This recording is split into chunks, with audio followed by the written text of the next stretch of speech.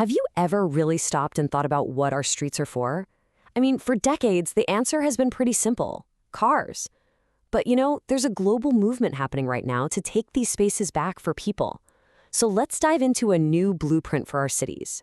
It often takes a tragedy to make us ask the really hard questions. In Auckland, New Zealand, after 3 kids were tragically hit by a car just on their way to school, the whole conversation shifted.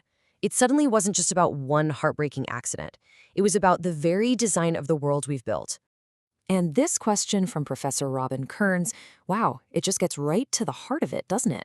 We've spent so long building cities that are perfect for cars, but in the process, have we made them hostile to, well, to everyone else, especially the most vulnerable, like our kids?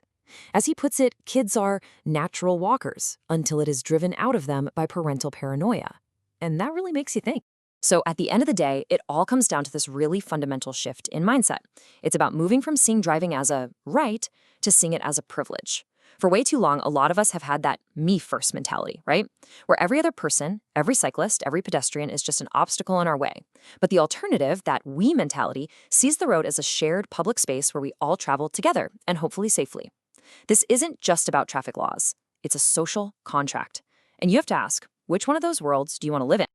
And this mindset, it has real physical consequences. The single biggest danger in our car-centric cities is, without a doubt, speed. And it's not just about speed limits on a sign, it's about how speed fundamentally changes the physics of our streets. The science here is actually super simple, but it's absolutely crucial. As a driver's speed goes up, their peripheral vision literally collapses. It's like tunnel vision. They are physically less able to see a kid about to step off the curb or a cyclist coming from a side street. All they can see is what's directly in front of them. And this is the stat that should stop everyone in their tracks. Because of physics, a car going 60 kilometers an hour doesn't have double the impact force of one going 30. No, it has 4 times the force. 4 times! That's why even small reductions in speed can have these massive life-saving benefits. It's just simple physics. Okay, so if speed and car-centric design are the problems, what's the solution? Well, it's not about banning cars. It's about adopting a whole new design philosophy, one that puts human well-being first. It's called active design. And no, this isn't about building more gyms or forcing people to exercise. It's about creating environments where physical activity, like walking or playing or cycling, is just the easy, natural, and safe choice for everybody. And here's the big picture.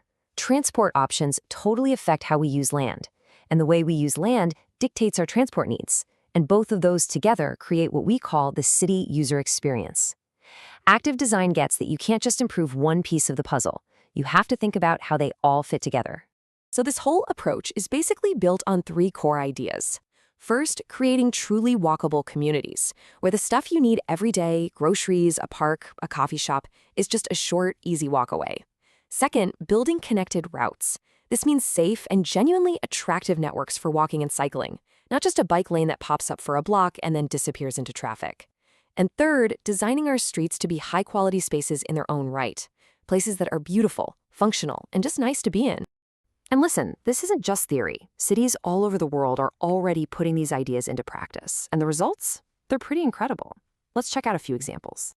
I mean, just look at this transformation in Fortaleza, Brazil.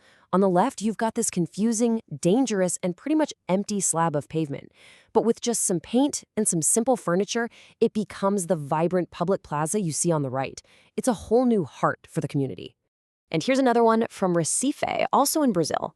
What was once just a wide, hot road for cars becomes this amazing, green, shaded space for people to gather, for businesses to spill out onto the sidewalk, for a whole community to just thrive. And the thing is, these aren't just one-off, isolated projects. This is part of a global movement, and it's being backed by new laws and major investments in infrastructure that's designed for people, not just for traffic. And the data totally backs it up. In Colombia, they passed a law setting safer 30 kilometers per hour speed limits in residential zones. In London, creating low-traffic neighborhoods led to a 13% rise in walking. And in New York City, just installing speed cameras in school zones cut speeding by a massive 73%. This stuff just works. And you see, it's the network that really matters. Look at Nottingham in the UK. By creating a fully connected system of safe, separated bike lanes, it's not just for the brave solo commuters anymore. Now, entire families with their young kids can actually use bikes as a real, safe way to get around. Okay, so we've seen the problem, we've seen the blueprint, and we've seen the proof. Now, let's bring it all back home, back to the street right outside your own front door. Our streets, they don't have to be just simple corridors for moving cars as fast as possible. They can be destinations themselves. They can be places for outdoor dining, for local shops, for kids to play, for neighbors to actually connect with each other. They can be the most important public spaces we have. So the final question is really for you. The next time you're outside, just take a look around and ask yourself, if you stopped thinking about your street as just a place for cars, what could it become?